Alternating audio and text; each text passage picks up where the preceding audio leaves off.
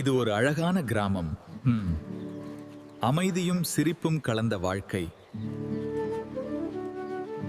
இவர்தான் சுப்புராமன். அவருக்கு ஒரு பெரிய ஆசை, எங்க போனாலும் செல்ஃபி.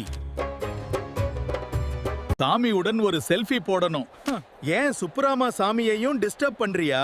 ஐயா, இது இன்ஸ்டாகிராம் ஃபேமஸ் சாமி. இவன் வேற லெவல் பைத்தியம் போல.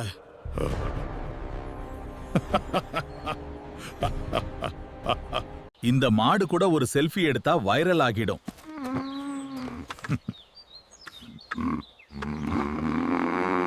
ஐயோ,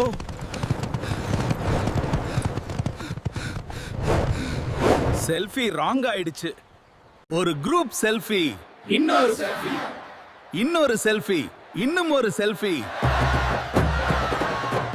எனக்கு சாப்பாடு எங்க?